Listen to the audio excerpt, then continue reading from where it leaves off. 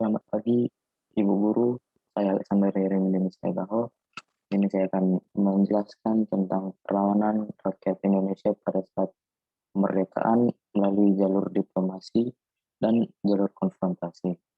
Untuk jalur konfrontasi, saya mengambil peristiwa Bandung Lautan Api, dan untuk jalur diplomasi, saya mengambil perundingan Linggarjati. Pertama, Bandung Lautan Api. Peristiwa Bandung Lautan Api terjadi tanggal 23 Maret 1946. Salah satu titik penting dalam sejarah kemerdekaan Indonesia ini ditandai dengan pengosongan dan pembakaran Bandung oleh rakyat dan tentara agar tidak dijadikan markas pasukan sekutu dan Nika atau Belanda. Aksi bumi hangus di Bandung dipandang sebagai taktik yang dirasa paling ideal dalam situasi saat itu karena kekuatan pasukan Republik Indonesia tidak sebanding dengan kekuatan sekutu dan Nika. Kronologi peristiwa Bandung Lautan Api. Yang pertama, pasukan sekutu mulai melancarkan propaganda. Rakyat Indonesia diperingatkan agar meletakkan senjata dan menyerahkannya kepada sekutu. Pihak Indonesia tidak menggubris ultimatum tersebut. Angkatan Perang Republik Indonesia merespon dengan melakukan penyerangan terhadap markas-markas sekutu di Bandung bagian utara, termasuk Hotel Homan dan Hotel Preanger yang menjadi markas besar sekutu. Pada malam tanggal 24 November, yang kedua, pada 27 November 1945, Kolonel McDonald selaku Panglima Perang Sekutu sekali lagi menyampaikan ultimatum kepada Gubernur Jawa Barat, Mr. Datuk Jamil, agar rakyat dan tentara segera mengosongkan wilayah Bandung Utara. Peringatan yang berlaku sampai tanggal 29 November 1945, pukul 12, harus dipenuhi, jika tidak maka sekutu akan bertindak keras. Yang ketiga, ultimatum kedua itu pun tidak digubris sama sekali. Beberapa pertempuran terjadi di Bandung Utara. Pos-pos sekutu di Bandung menjadi sasaran penyerbuan. Tanggal 17 Maret 1946, Panglima tertinggi AFNI di Jakarta, Letnan Jenderal Montagu Stopford, memperingatkan kepada Sultan Syahrir selaku Perdana Menteri Republik Indonesia agar militer Indonesia segera meninggalkan Bandung Selatan sampai radius 11 km dari pusat kota. Hanya pemerintah sipil, polisi, dan penduduk sipil yang diperbolehkan tinggal. Yang keempat, menindaklanjuti ultimatum tersebut, pada 24 Maret 1946 pukul 10, Tentara Republik Indonesia di bawah pimpinan Kolonel A. Nasution memutuskan untuk membumi hanguskan Bandung.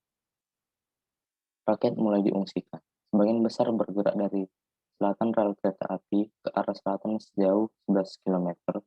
Gelombang pengungsian semakin membesar setelah matahari tenggelam.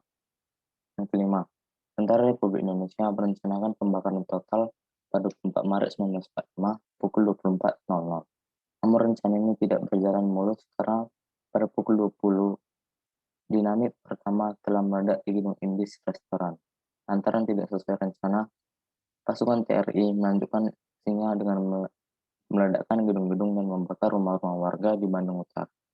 Malam itu, Bandung terbakar dan peristiwa itu kemudian dikenal dengan sebutan Bandung Lautan Api. Tokoh dalam peristiwa ini dalam Indonesia, Muhammad Endang Karmas, Muljono, Datuk Jamin, Sultan Syahrir, Kolonel A. Nasution, dan dari Belanda, Brigadir McDonald, Letnan Jenderal Montagu Stopford. Yang kedua adalah perjuangan diplomasi, yaitu perundingan Linggarjati. Kronologi. Sebagai tindak lanjut atas beberapa pertemuan awal di Helat, forum di Hoogvelde, Belanda pada 4-24 April 1946 yang membahas tentang persoalan status kenegaraan, kemerdekaan, dan wilayah Indonesia. Namun pemerintah kerajaan Belanda tidak setuju dan menawarkan opsi bahwa Indonesia akan menjadi negara bawahan dalam persemakmuran Belanda. Sultan Syahrir sebagai wakil delegasi Indonesia tentu saja menolak mentah-mentah. Indonesia ingin kedaulatan penuh. Perundingan kembali dilanjutkan pada 7 Oktober 1946 dengan tujuan untuk mengurai persoalan demi persoalan. Delegasi Indonesia dalam forum ini adalah Sultan Syahrir, Akagani, Amir Syarifuddin, Susanto, Tirto Projo, Muhammad Rom, dan Ali Bordiarjo. Sementara dari pihak Belanda diwakili oleh Profesor Dr. Insinyur W. Stockholm, dan Inggris sebagai penengah diwakili oleh Lord Kilian.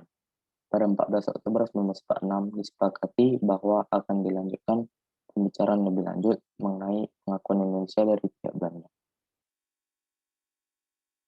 Isi perjanjian Linggarjati. Pertama, Belanda mengakui secara de facto Republik Indonesia dengan wilayah kekuasaan yang meliputi Sumatera, Jawa, dan Madura. 2. Belanda sudah meninggalkan daerah de facto paling lambat tanggal 1 Januari 1949. 3. Republik Indonesia dan Belanda akan bekerja sama dalam membentuk Indonesia Serikat dengan nama Republik Indonesia Serikat atau RIS, yang salah satu negara bagiannya adalah Republik Indonesia. 4. RIS dan Belanda akan membentuk Uni Indonesia Belanda dengan Ratu Belanda selaku ketuanya. Tokoh-tokoh dari Belanda yaitu Hubertus van Mook dan Profesor Insinyur W. Schermerhorn. Dari Indonesia, Sultan Syahrir, Akagani, Amir Syarifuddin, Susanto Tito Projo, Muhammad Rom, dan Ali Boerdiarjo. Dari Inggris, atau sebagai pihak penengah adalah Lord Infant Capel dan Lord Kilian. Demikian penjelasan dari saya ucapkan terima kasih.